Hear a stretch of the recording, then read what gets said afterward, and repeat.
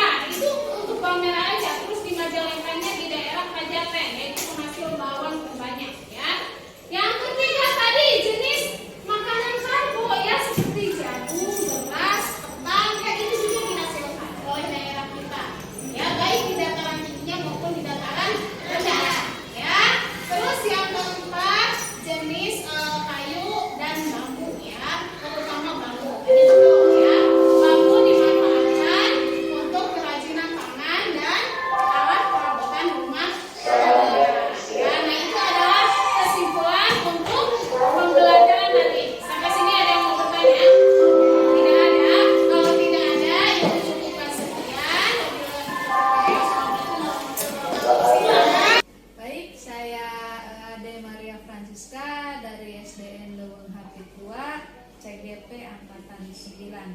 Kali ini saya tetap ditemani oleh rekan saya Bu Risna. Apa kabar Bu Risna? Iya. Kemudian ada yang istimewa di hari ini juga, saya ditemani oleh Pak Asep Soleh sebagai pengajar praktik. Baik Bu Risna, setelah kita melakukan observasi kelas, kali ini kita coba evaluasi apa yang terjadi.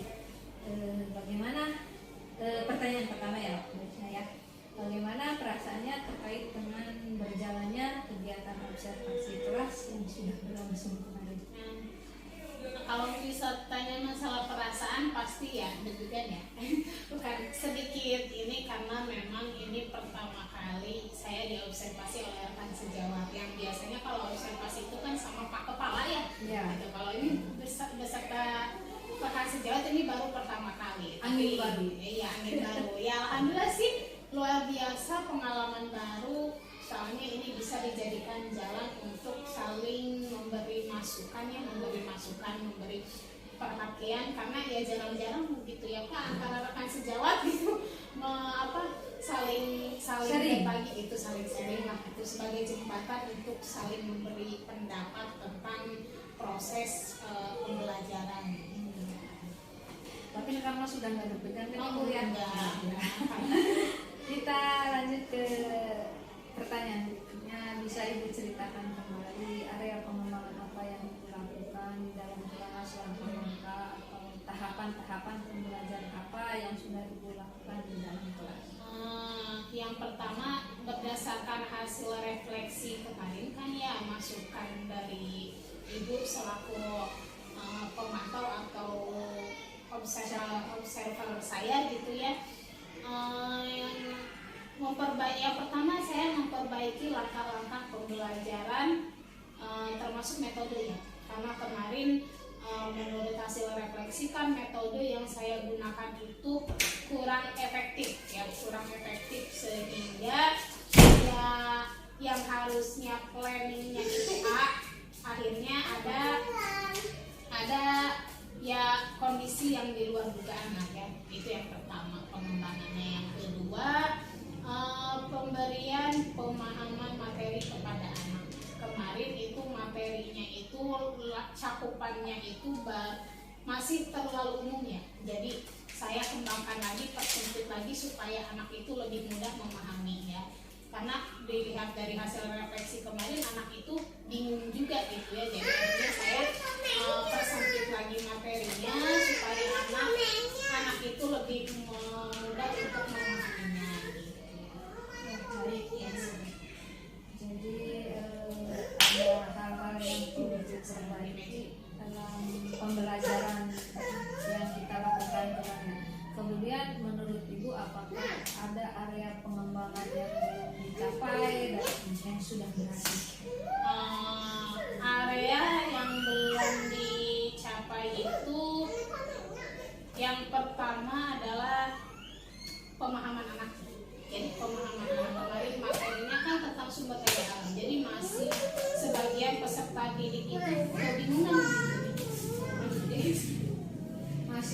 Masih blunder ya. Masih blunder. Kembali lagi Ibu tadi yang belum tercapai itu, jadi masih sebagian anak itu belum paham. Misal kemarin kan materi saya tentang kekayaan alam kan ya, kekayaan alam. Nah, si anak itu masih jalur menjawab pertanyaan atau mengerjakan tugas itu masih di luar konteks itu ya. Itu yang menjadi PR saya. Terus yang sudah berhasilnya alhamdulillah anak sudah terbiasa untuk melaksanakan diskusi dengan temannya. Terus ketika saya menerapkan pembelajaran diferensial si anak jadi tahu ya di sana. Oh iya, kemampuan saya tuh baru sampai sini. Oh ternyata pengetahuan saya tuh baru sampai misalkan belum sampai ke target gitu ya.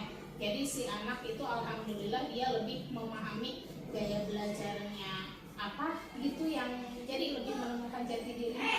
Karena kemarin kan sistemnya diferensiasi saya yang menerapkannya gitu. Jadi si anak tidak ketergantungan Misal nih yang malas mengerjakan tugas itu biasanya kan ketergantungan sama anak yang rajin, kan gitu. Mentang udahlah ada dia mah pinter.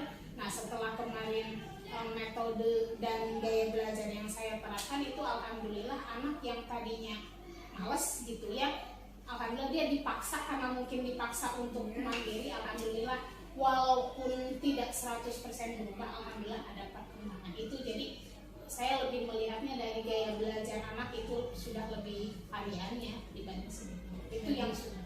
Mungkin anak-anak yang maaf ya yang lebih rendah pemahamannya jadi lebih percaya diri karena sama-sama di kelompok itu pemahamannya ya setara dengan dia. Karena merasa diberi kepercayaan yang biasanya mereka bergantung. Sekarang karena mereka diberi kepercayaan, kamu jadi harus bisa mandiri ya. Alhamdulillah kemandiriannya mulai muncul walaupun belum sesuai dengan target ini ya, ekspektasi lah. Alhamdulillah ya Bu.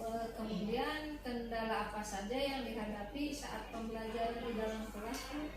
Yang pertama sikap peserta didik. Jadi karena kelas 4 ini masa peralihan dari kelas rendah ke kelas tinggi, jadi untuk mengatur kedisiplinan,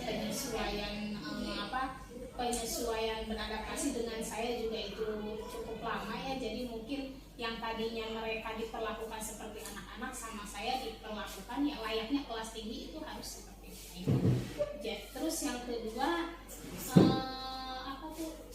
mereka itu istilahnya kayak penyesuaian lagi dengan metode-metode pembelajaran yang saya terapkan ya, yang biasanya mungkin di kelas rendah itu hanya face to face, jadi hanya searah, sedangkan ketika mereka bertemu dengan saya kan lebih ke bervariasi ya, jadi ada kerja kelompoknya, terus mereka juga dituntut untuk mencari informasi sendiri yang mungkin biasanya kalau di kelas rendah kalau kata ini mah disuapin gitu ya, sedangkan sama saya ditekankan ayo cari dulu ibu di situ, baru nanti kalau tidak paham ibu ibu turun tangan, sekarang kamu cari sendiri informasi atau apa, boleh ke teman sebaya, boleh ke perpustakaan ataupun ke guru yang lain gitu. Jangan hanya face to face sama ibu saja, itu juga penyesuaian ya.